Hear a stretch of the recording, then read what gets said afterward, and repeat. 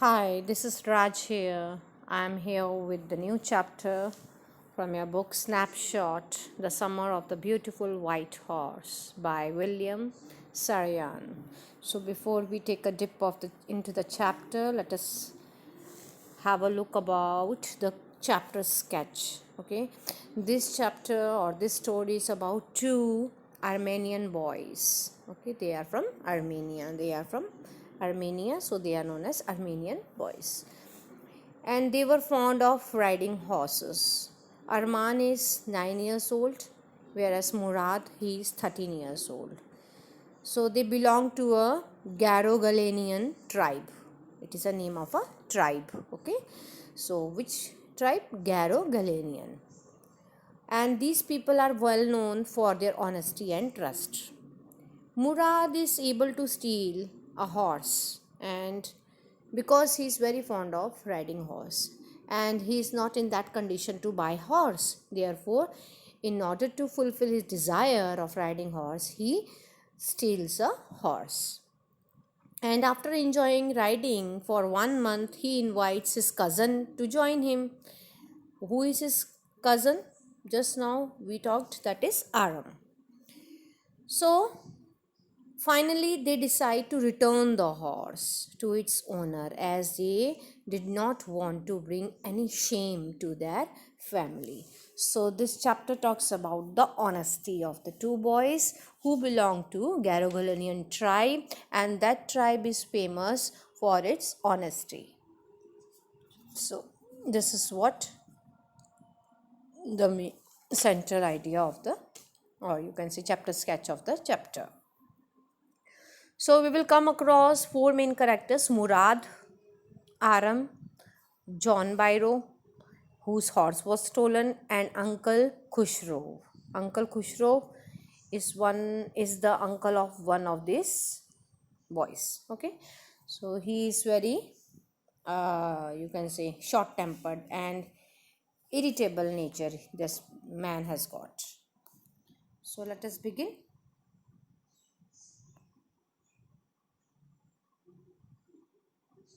One day, back there in the good old days, when I was 9 and the world was full of every imaginable kind of magnificence, and life was still a delightful and mysterious dream, my cousin Murad, who was considered crazy by everybody who knew him except me, came to my house at 4 in the morning and woke me up tapping on the window of my room. So, Aram remembers an experience when he was 9 years old. Okay, so at that time, the world for Aram at that time seemed to be very delightful, very joyous, and Murad, whom everybody knew that he was a crazy, came at 4 in the morning and woke up Aram by tapping on the window, okay, of the Aram's room. Aram, he said. I jumped out of bed and looked out of the window. I couldn't believe what I saw. It wasn't morning yet, but it was summer, and with daybreak, not many minutes around the corner of the world, it was light enough for me to know I wasn't dreaming. So it was summer with daybreak just around the corner, and Aram jumped out of the bed because he couldn't believe his eyes. Okay, what did he see? Let us check. My cousin Murad was sitting on a beautiful white horse. I stuck my head out of the window and rubbed my eyes. Yes, he said in Armenian, it's a horse. You are not dreaming. Make it quick if you want to ride. So he saw a beautiful white horse, okay, on which Murad was sitting. Murad asked him to be quick if he wanted to have a ride, because Aram had always longed for a horse. Okay, but they were very poor and they couldn't afford the horse, as I told you in the beginning. I knew my cousin Murad enjoyed being alive more than anybody else who had fallen into the world by mistake, but this was more than even I could believe. So it was unbelievable for Murad that for Aram that Murad could do such a thing in order to fulfill his desire of horse riding. In the first place, my earliest memories had been memories of horses, and my first longing had been longing to ride. So he still remembers that his in his early childhood he had good memories of horses, and he since childhood he was longing to have a ride on horse. This was a wonderful part. In the second place, we were poor. This was the part that wouldn't permit me to believe what I saw. So it was very difficult for Aram to believe that white, beautiful horse outside the window, which Murad could never had afford to buy. So he can't believe how could Murad had got that beautiful horse. We were poor, we had no money, our whole tribe was poverty stricken. Every branch of the Garogolanian family was living in the most amazing and comical poverty in the world. So, Garogolanian family was very poor. They had no money. Their whole tribe was poverty stricken. And most important for all them was, let us see what was most important. I will not disclose it before we read it.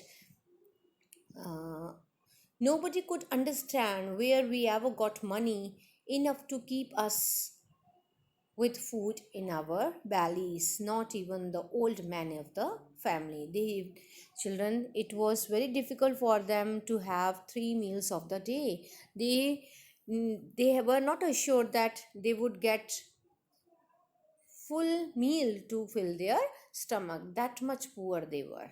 Okay, so most had been famous for our honesty for something like 11 centuries, even when we had been the wealthiest family in what we like to think was the world. So, since 11th century, they had been the most honest tribe. Okay, they were known for their honesty, even when they were very rich. But things and conditions had changed, therefore, now they are very poor.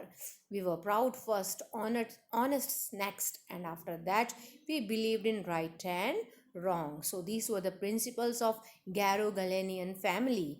None of us would take advantage of anybody in the world, let alone steal. So, they it wouldn't have been stealing until they offered, sorry, uh, you can say, like, they couldn't think of stealing anything, okay, and they never thought of taking advantage of anyone in the world.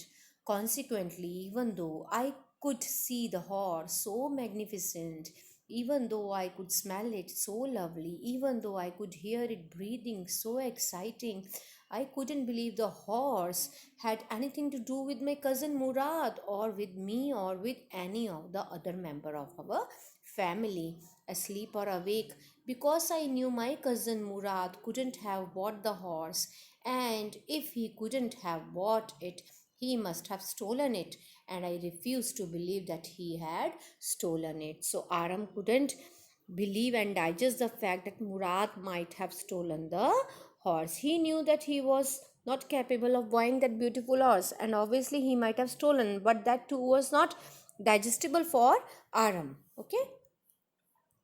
No member of the Garogolinian family could be a thief. I stared first at my cousin and then at the horse. There was a pious stillness and humor in each of them, which on the one hand delighted me and on the other frightened me. So they were both still, but there was some humor, there was some fun in the eyes of both the boys. Okay, though Aram was very delighted to see the beautiful horse, but he was very frightened also.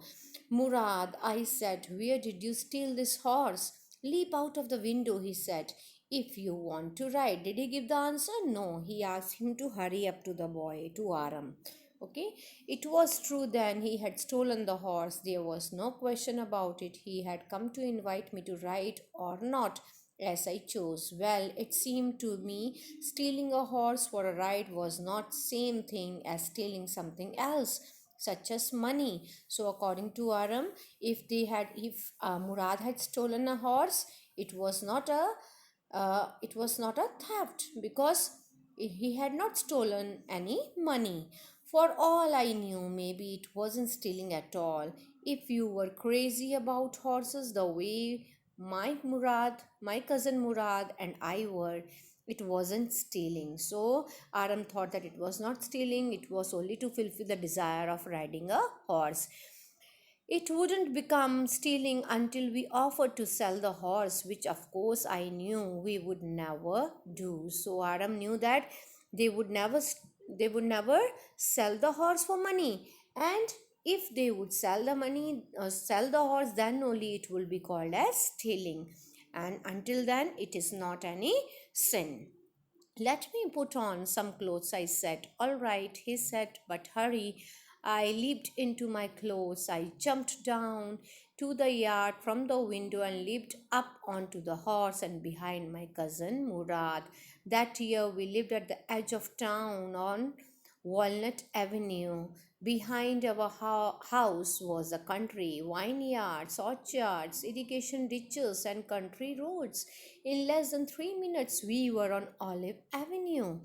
And then the horse began to trot. To run means, okay? The air was new and lovely to breathe. The feel of the horse running was wonderful. My cousin Murad, who was considered one of the craziest member of our family, began to sing. I mean, he began to roar. Okay, so this is how they were enjoying their ride on the horse. Okay, so Arman got ready, jumped out of the window, and they, as they lived on the boundary of the town of Walnut Avenue, and there was a vast countryside full of orchards, vineyards, irrigation ditches, and from there both Aram and Murad were having wonderful time riding the horse. Both were very excited and enjoying the moment. Every family has a crazy streak in it somewhere, and my cousin Murad was considered the natural descendant of crazy streak in our tribe. So Murad has got his this craziness from his family. Let us see who was crazy like Murad in his family.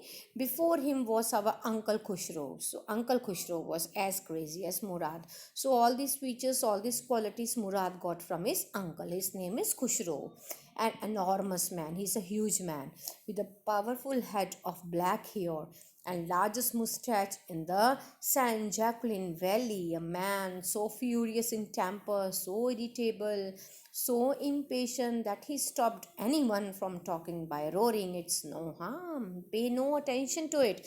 So he is short tempered, he has long mustache, he is very furious, he is very irritable, he has no patience. So whenever anyone tries to talk to Uncle Kushrov, he stopped that person by saying, "It's no harm, pay no attention to it." Though this is the refrain of Uncle Kushrov. So it is a humorous character in this story. That was all, no matter what anybody happened to be talking about. Once it was his own son Arak running 8 blocks to the barber shop where his father was having his mustache trimmed to tell him their house was on fire. So he is now, Aram is recounting the moment when Uncle Kushrov's own son came running to the barber shop where Uncle Kushrov was having trimming of his mustache. He came running there to inform that their house was on fire. Let us see the reaction of Kushrov. This man Kushrov sat up in the chair and roared, "It is no harm, pay no attention to it," the barber said. But the boy says, "Your house is on fire." So Kushrov roared, "Enough, it is no harm, I say." So he did not pay any attention to anybody's dialogue, even when his own house was on fire. He repeated the same thing. It is no harm, pay no attention to it. How crazy this man was. Same was Murad. Okay. My cousin Murad was considered the natural descendant of this man, although Murad's father was Jorab, who was practical and nothing else. Okay, but Murad's father was very practical man. He had no such crazy features, or you can say qualities in him. That's how it was in our tribe. A man could be the father of his son's flesh. Okay, a man could be the father of his son's flesh. But that did not mean that he was also the father of his spirit. It means it is not necessary that we have all the qualities of our father. Our qualities, our behavior, our nature can match to any uncle and aunt also. By face, by flesh, we can look like our father, but our habits can go on any other person of our family. The distribution of the various kinds of spirit of our tribe had been from the beginning capricious and vagrant. So this is, so from the beginning onwards, from the beginning itself, the qualities of their family were very impulsive, very unpredictable. Okay, vagrant means not fixed, and capricious means unpredictable. You could not predict how the person would be when he grows big. So for, and it was not fixed. Okay, so things, people match from each with each other. Okay, we wrote and my uncle Murad sang, sorry, cousin Murad sang. For all anybody knew, we were still in the old country where, at least according to some of our neighbors, we belonged. We let the horse run as long as it felt like running. At last, my cousin Murad said, "Get down, I want to ride alone." "Will you let me ride alone?" I asked. "This is up to the horse," my cousin said. "Get down, the horse will let me ride," I said. "We shall see," he said. "Don't forget that I have the way with the horse." Now, Murad has special way with the animals. So it is, he is perfect in dealing with the animals, and this horse is very comfortable with Murad. But Aram also is eager to ride the horse, but he is not sure that would whether horse would allow him or not. Okay, "We shall see," he said. "Don't forget that I have a way with the horse." "Well," I said, "any way you have with the horse, I have also." "For the sake of your safety," he said, "let us hope so. Get down." "All right," I said, "but remember, you have got to let me try to ride alone." So Aram asked Murad to allow him to ride alone. I got down, and my cousin Murad kicked his wheels into the horse and shouted. Sorry. Fine. I got down, and my cousin Murad kicked his heels into the horse and shouted, "Vizire! Vizire, run!" The horse stood on its hind limbs, legs snorted and busted into a flurry of speed that was the loveliest thing I had ever seen. So when Aram got down from the horse, he thought to ride the horse. Murad did not wait. What he did, he kicked in the stomach of the horse and made him to run in the air. My cousin Murad raced the horse across a field of dry grass to an irrigation ditch, crossed the ditch on the horse, and 5 minutes later returned dripping wet, means wet, dripping wet, that was with water. He had gone to irrigation ditches also. So within 5 minutes, Murad came back on that beautiful white horse. The sun was coming up. So it was early morning, okay? The sun was still not out, not risen, you can say. Now the sun was coming up. "Now it's my turn to ride," I said. My cousin Murad got out of the horse Right, he said. I leaped to the back of the horse and for a moment knew most awful fear imaginable. The horse did not move. "Kick into his muscles," my cousin Murad said. "That was you waiting for.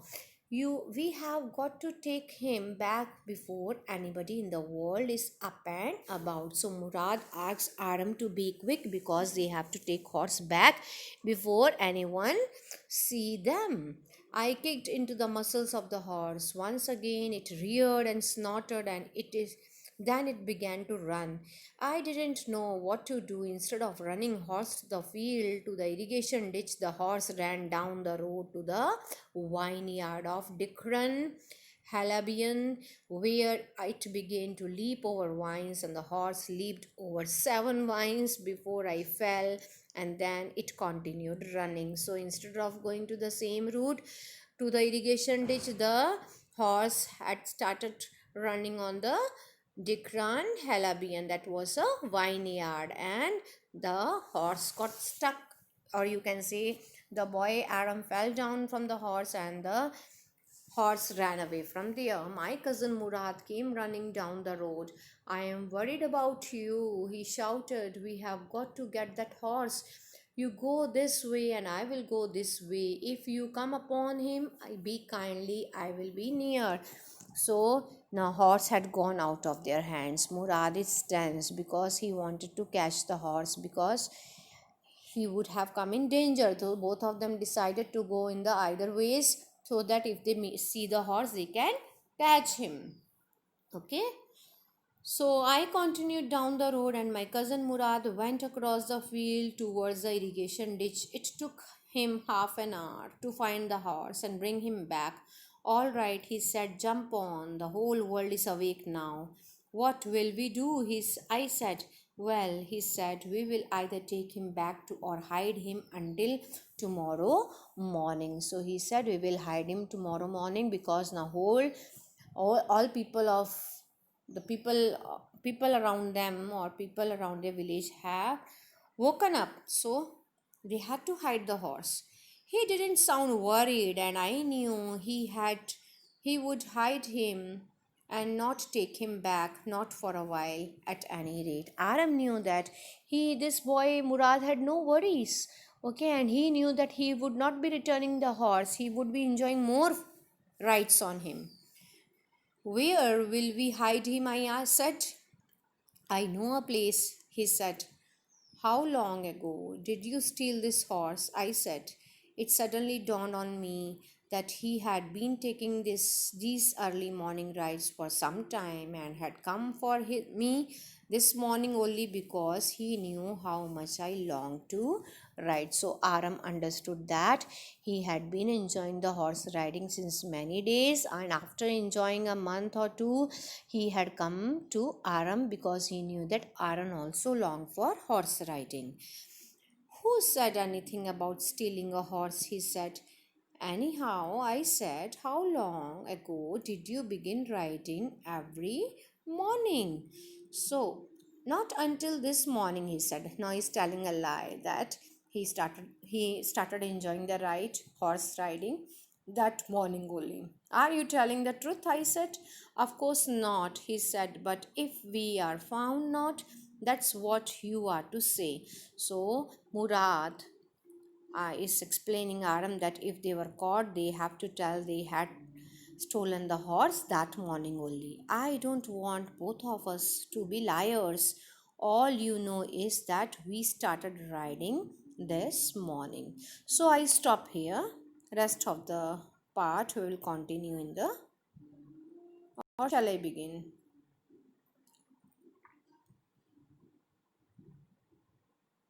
Okay, I stop here, children. Meet you in the next video.